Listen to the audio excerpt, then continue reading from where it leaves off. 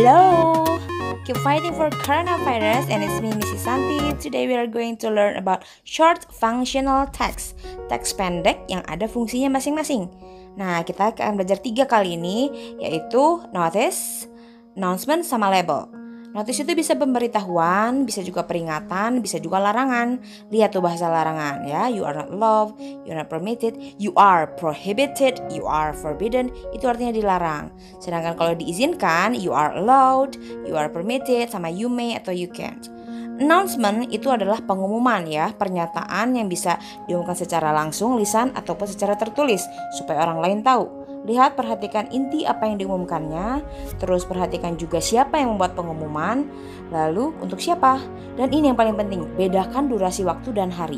Contohnya nih, ada school bazaar dari tanggal 20 Desember sampai 24 Desember. Kalau ada pertanyaan berapa lama bazarnya berlangsung, jangan jawab 4 hari ya. Kalian harus hitung dari tanggal 20 Desembernya. Tanggal 20-nya sudah terhitung. Jadi total 5 hari. Sedangkan kalau jam lihat dari jam 9 sampai jam 15 atau jam 3. Jam 9-nya jangan dihitung. Hitunglah dari jam berikutnya, yaitu jam 10, 11, 12 sampai jam 15. Itu total ada 6 jam durasinya. Lihat contoh berikutnya, itu notice food storage only, no chemical in this unit. Berarti nggak boleh ada senyawa kimia di sini. Artinya hanya boleh makanan yang ada di sini. Dikarenakan ada batu karang yang tajam, para pengunjung dilarang berenang. Nah, lihat, prohibited artinya dilarang. Nah, ini ada contoh pertanyaan berapa lama durasi acaranya. Dan ini yang dihitung jam ya, bukan hari. Berarti jam 10-nya jangan dihitung. Kita mulai hitung dari 11, 12, 13. Total 3 jam. Sekarang kita lanjut ke label. Label adalah informasi tambahan mengenai kandungan dalam sebuah obat atau makanan.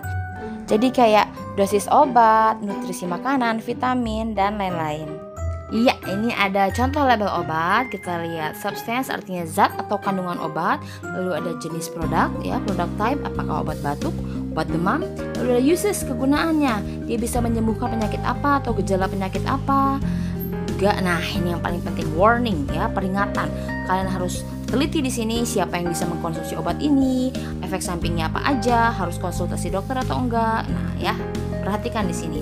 Lalu ada dosage atau dosis, cara atau aturan pemakaian.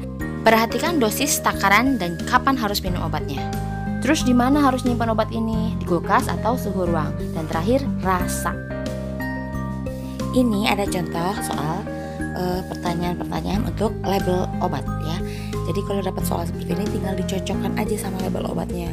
Terus kalian cari mana deskripsinya, mana amountnya, jumlahnya berapa, kegunaannya, petunjuk pemakaian, petunjuk penyimpanannya sudah ada ya. Tinggal dicocokin aja. Dan kalau ini contoh label makanan. Dan ini lebih gampang sih biasanya.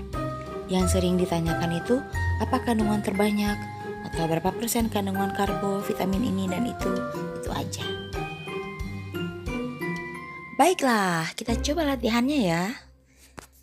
Number 1, ada notice di sini, no swimming. Artinya tidak boleh berenang, tapi itu maknanya ada except, kecuali. Lalu next, ada wet floors, lantai basah, berarti harus gimana? Dead end artinya jalan buntu.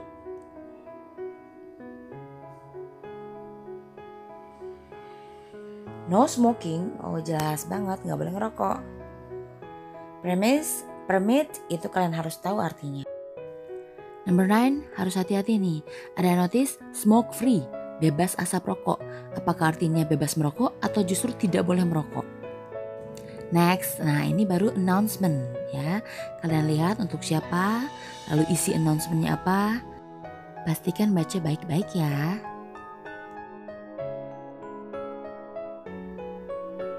Next ada label obat. Nah ini tujuannya apa label obat itu dan untuk obat apa. And the last numbers, ini masih label obat. Di situ ada dosis, TSP artinya tablespoon ya.